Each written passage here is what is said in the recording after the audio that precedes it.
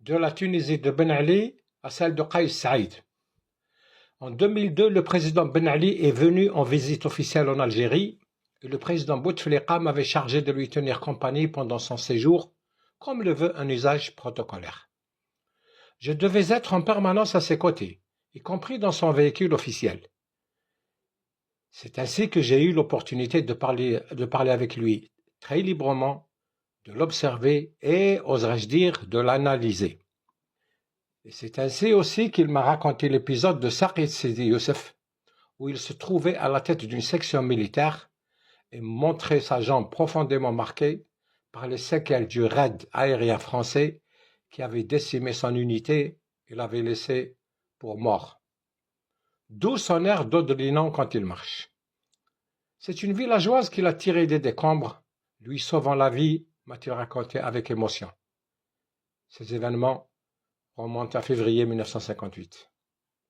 Il ajouta que c'est une fois devenu président et qu'il était en visite dans la région que cette brave femme s'est fait connaître de lui. Il eut pour elle des gestes de reconnaissance comme si elle avait été sa propre mère.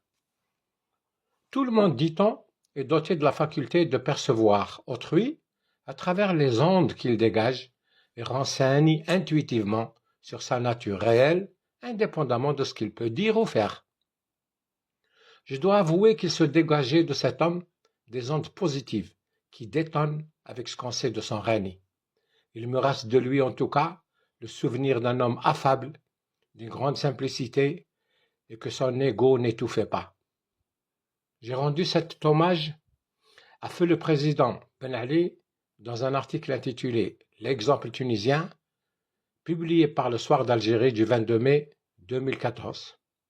Il était encore en vie en Arabie Saoudite où il est décédé en septembre 2019. La Tunisie qu'il a laissée derrière lui n'a plus rien à voir avec la Tunisie d'aujourd'hui, dans aucun domaine.